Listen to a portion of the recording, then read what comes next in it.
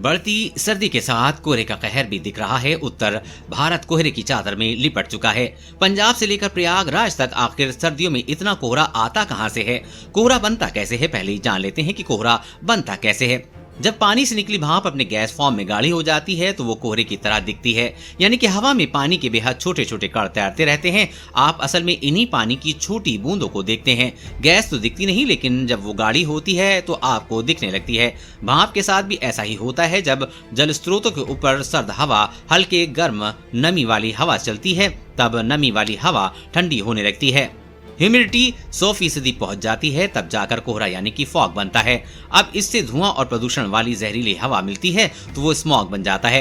इसी वजह से लोगों को सांस और फेफड़े संबंधी दिक्कतें होने लगती हैं। सर्दियों में ही क्यों बनता है कोहरा? असल में दक्षिण की तरफ से गर्म और नमी वाली हवा आती है, जबकि मेडिटेरियन की तरफ से सर्द हवा आती है। जब ये जमीन के जल स्रोत के ऊपर मिलती है तो कोहरा बनना शुरू कर देती है, यानी कि जमीन की गर्मी और ऊपर तैरती सर्द हवा के बीच फंसी पानी की नमी, ये तीनों मिलकर भी स्थानीय स्तर पर कोहरा बना देते हैं। इसलिए आपको किसी जगह ज्यादा तो किसी जगह कम कोहरा दिखता है।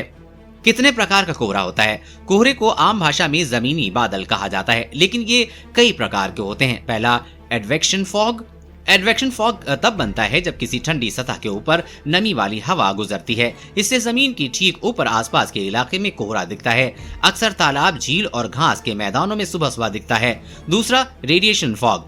अक्सर जमीन या घाटियों में देखने को मिलता है। ये बहुत ही नियंत्रित माहौल में बनता है, यानी जमीन से निकलने वाली रेडिएशन से हवाएं ठंडी होती हैं, तापमान गिरता है, ऊपर से गुजरती हुई नमी वाली गर्म हवा मिलती है तो कोहरा बन जाता है।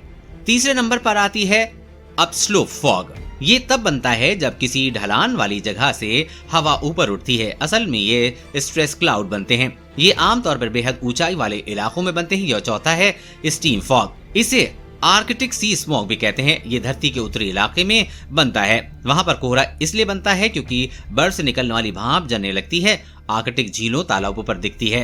पांचवें तरीके का कोहरा है फ्रंटल फॉग। ये कई तरह की सब कैटेगरी है, यानी कि ये कई तरह से बन सकता है। इसमें warm front, free frontal fog, cold front, post frontal fog और फ्रंटल पैसेज फॉग। प्री और पोस्ट फॉग तब बनता है जब किसी सर्दी वाली जगह पर बारिश होती है। फ्रंटल पैसेज कई तरह से बन सकता है। आखिरी है आइस फॉग, यानी इसमें बर्फ के छोटे छोटे कण होते हैं। ये बेहद ज्यादा सर्दी वाले इलाके में बनता है जहां तापमान -29 डिग्री सेल्सियस था या उससे ज्यादा नीचे गिरता है। कोहरे से क्या इंसानों को नुकसान होता है? हम इंसानों को कोहरे की वजह से दो तरह का असर होता है। पहला, अगर कोहरे में ज्यादा देर सांस लेते हैं तो आपके नाजुक फेफड़ों में सर्दी लग सकती है, क्योंकि आपके फेफड़ों में नमी वाली हवा जाती है। गीली गीली सी हल्की वजह से आपको खांसी, छींक, जुकाम हो सकता है। जिनकी इम्यूनिटी कम है उन्हें दिक्कत ज्यादा हो सकती है। इससे ब्रोंकाइटिस हो सकता है। ध्यान नहीं देने पर खांसी के दौरे आ सकते हैं। दूसरे ये कि अगर कोहरे के साथ प्रदूषण मिलकर स्मॉग बन रहा है तो सतर्क हो जाइए, क्योंकि उसमें सल्फर की मात्रा बढ़ जाती है। सल्फर डाइऑक्साइड कोहरे से मिलकर आपके फेफड़ों को सीज करने लगती है। इससे आपको दमा हो सकता है। जितना ज्यादा घना स्मॉग होगा, नुकसान उतना ही ज्यादा होगा। इसलिए बचने के लिए सर्दियों में अगर आपको कोहरे के साथ दिक्कत हो तो मास्क लगाकर ही रहें। देश और दुनिया की हर अपडेट पाने के लिए चैनल को सब्सक्राइब करें।